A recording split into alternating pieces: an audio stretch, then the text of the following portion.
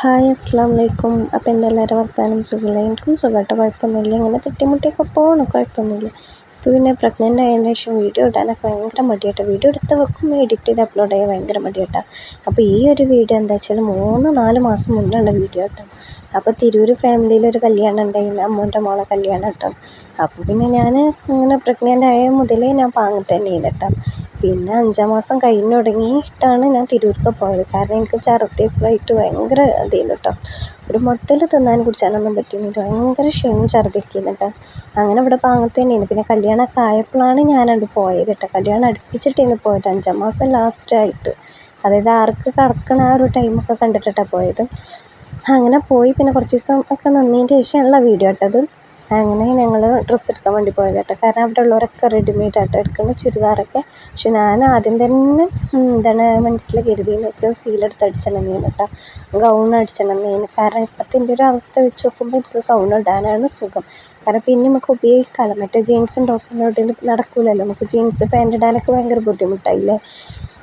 അങ്ങനെ അപ്പോൾ ഞാൻ പിന്നെ ആദ്യം തന്നെ സീലെടുത്തിട്ട് ഞാൻ ഗൗണാണെന്ന് പറയുന്ന പോലൊക്കെ പിന്നെ ചുരിദാർ കേട്ടോ. ചുരിദാറൊക്കെ ഇങ്ങനെ ലൂസിലിടുമ്പോൾ ആ ഒരു ലുക്ക് കിട്ടില്ലല്ലോ. ഉടുപ്പാകുമ്പോൾ പിന്നെ എങ്ങനത്തെ ഇതിൽ ലൂസിലിട്ടാലും ടൈറ്റിലിട്ടാലൊക്കെ ആ ഒരു രസം വേറെ തന്നെയാണല്ലോ. പിന്നെ കുറേ ആയിന്ന് ഗൗൺ ഇട്ടിട്ട്, അതായത് ഇങ്ങനെ പാർട്ടി വെയർ ലുക്കിൽ ഗൗൺ ഇട്ടിട്ട്. അപ്പം അങ്ങനെ പിന്നെ ഒരു പൂതിക്ക് അങ്ങനെ ഞാനൊരു വെറൈറ്റി ആക്കി പിടിച്ചാന്നൊക്കെ കരുതിയിട്ട് അങ്ങനെ ഞാൻ പരാഗക്ക് സീലെടുക്കാൻ വേണ്ടി പോയിരുന്നു. അതായത് ഞാനും അമ്മോൻ്റെ പെണ്ണുങ്ങളോട്ട് പോയിരുന്നു, ചെറിയ അമ്മയും കൂടിയിട്ട് പോയിരുന്നു. ലാലുവിനാണ് കട ഉണ്ടായിരുന്നപ്പോൾ ലാലു കടയിൽ പോയതായിരുന്നു കേട്ടോ.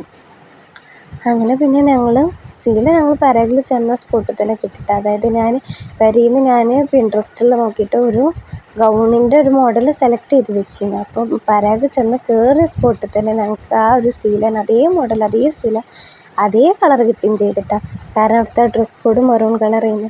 എനിക്ക് ചെന്ന സ്പോട്ടിൽ അത് കിട്ടി. ആ മെറൂൺ കളറിൽ ഞാൻ കണ്ടുവെച്ചിരുന്ന ഡിസൈനിലുള്ള അങ്ങനെ എംബ്രോയ്ഡറിയൊക്കെ വന്നിട്ടുള്ള സീൽ തന്നെ കിട്ടി. ഞാൻ പരാഗിൽ നിന്ന് അതൊക്കെ എടുത്തു, പക്ഷേ ഇങ്ങനെ ലൈനിങ് കിട്ടിയില്ല.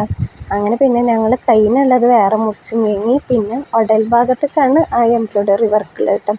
അങ്ങനെ അതൊക്കെ സെറ്റായി വന്നു. പക്ഷേ ലൈനിങ്ങിന് വേണ്ടി തിരൂരങ്ങാടി മുഴുവൻ നടന്നിട്ട് ആ തിരൂരിൽ 5-6 കടയിൽ കയറി ഇറങ്ങിയിട്ടും എനിക്ക് ലൈനിങ് കിട്ടില്ല കേട്ടോ.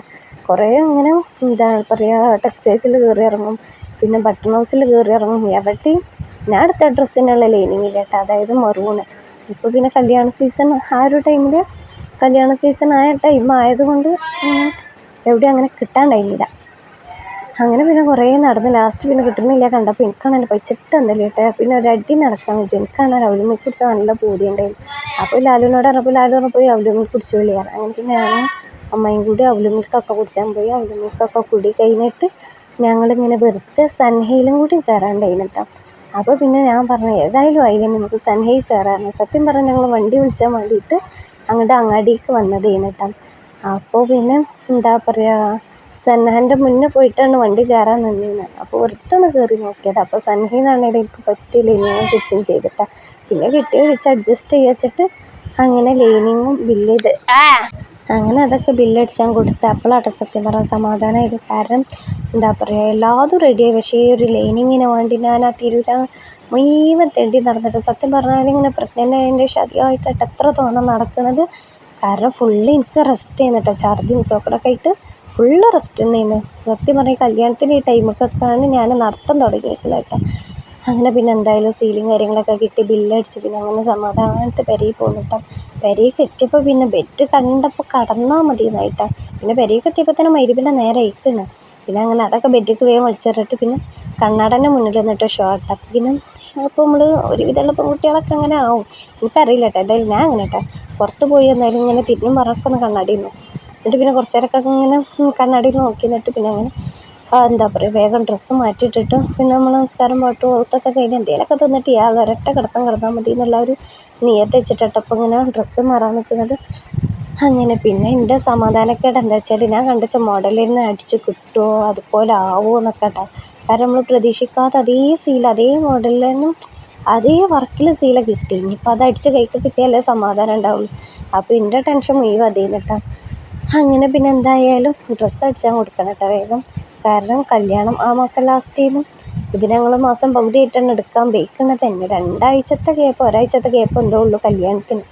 അങ്ങനെ പിന്നെ സീര എടുത്തതിന് ശേഷം പിന്നെ ഞാൻ എന്താ കേട്ടോ ലൈനിങ് ചെയ്തു. പിന്നെ വർക്കുള്ളത് ഉടൽ ഭാഗത്തേക്കും വർക്കില്ലാത്തത് കയ്യിനും വേണ്ടിയിട്ട്. എന്നിട്ട് അങ്ങനെ സീരൊക്കെ എടുത്തപ്പം റാഹത്ത